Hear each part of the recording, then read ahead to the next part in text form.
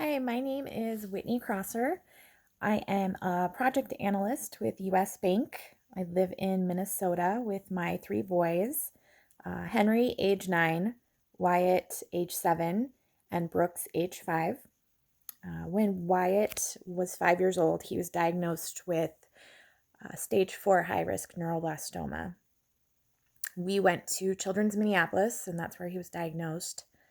The day that he was diagnosed, I was overwhelmed, to say the least. I knew something was seriously wrong with him, but I can't say that I expected that he had cancer all over his body. So that night I couldn't sleep and my mind was racing. And I started to research because I wanted to know everything there was to know about neuroblastoma. Even though the doctors and nurses told me, don't Google it, you're going to see things you don't want to know.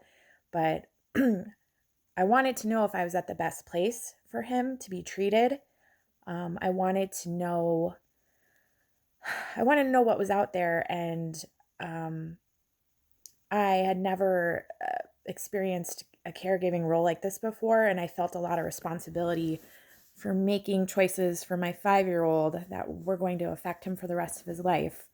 The treatment protocol that they laid out for me that day was intense. It involved something called stem cell transplant, where they would take his own cells and later transplant them back to him after giving him a very high dose of chemo. And that procedure comes with a lot of side effects. And of course, I wanted to save my baby's life, but the other thing I was thinking about is him, um, what he what he's like, and what he would want. Wyatt's very active. He does not like having to get help. Um, and I was just thinking, what if there's side effects where he would need help for the rest of his life or things like that? And I wanted to make sure I was making the right choice for him, what he would choose if he was an adult. So I started doing my research.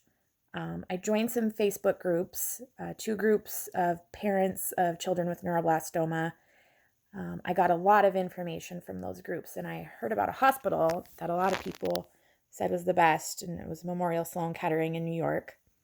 And I started looking into what they did. They didn't do stem cell transplant.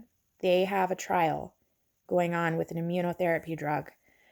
Um, it's called HU3F8, and I was very interested in that and what they do and why they don't feel like they need to do transplant. So I started researching. I did wind up transferring Wyatt's care to Sloan Kettering. We did 5 rounds of chemotherapy at Children's Minneapolis, and then I chose to transfer care to Memorial Sloan Kettering, and he had his tumor resection surgery there. And then after that, he started on the immunotherapy trial. I was very interested in that trial because there was no side effects aside from pain. Some of the other immunotherapies offered for neuroblastoma do have some side effects.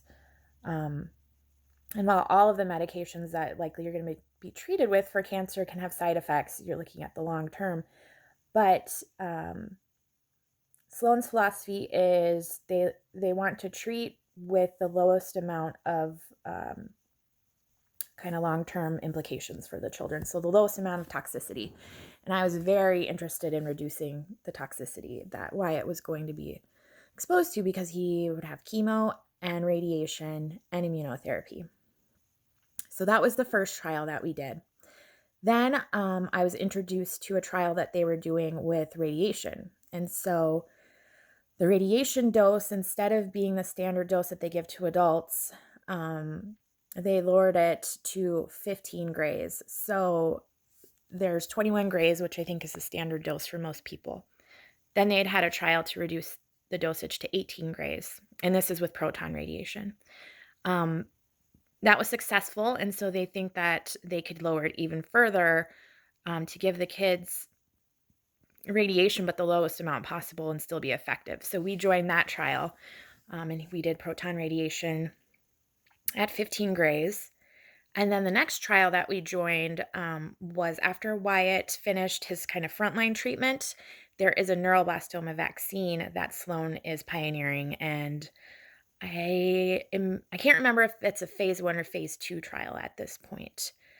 But it's very intriguing. It seems so far from the numbers they've been able to gather. It seems to be pretty effective. The idea behind it is to teach the immune system to recognize neuroblastoma should it come back. So there's two tags in the vaccine, GD2 and GD3, that are highly expressed on neuroblastoma cells. So the hope is that Wyatt's body will make antibodies to the GD2 and GD3, and if it comes back, that he will fight it off himself.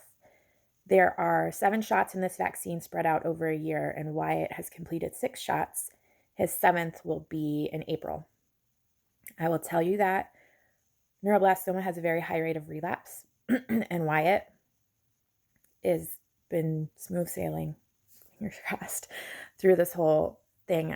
We've known personally families that have gone through a similar regimen as us and that have relapsed already and are starting over either with immunotherapy or even all the way back to chemo, with the hope that they can get clear and do vaccine again. So we're very lucky, and I feel very fortunate that I was able to access the information that I was and make the choices that I could make up front when I did, because I've met families that didn't know about Sloan or what they offered until they'd already gone through the harshest of the harsh treatments, and they kind of regret that they didn't know what was out there. My father was just diagnosed with stage 4 prostate cancer about a week and a half ago. He has metastatic disease to his bones. I am stepping forward in a caregiver role for him because of my experience taking care of Wyatt. So I've already started looking for trials and trying to learn everything I can about prostate cancer and what's out there. So I will probably be stepping into the ring of clinical trials again at this juncture. So I guess that's about it for me. I'm very excited about this opportunity. I am very passionate about clinical trials and people being as educated as possible about their treatment, knowing what's out there and all the resources available, because I didn't do it on my own. Other families helped me discover the information. There was resources to travel. There's so many things out there. If people knew about them, I think we'd see a lot more people seeking out trials and optimizing the things out there for their health. So thank you so much, and hope to hear back from you soon.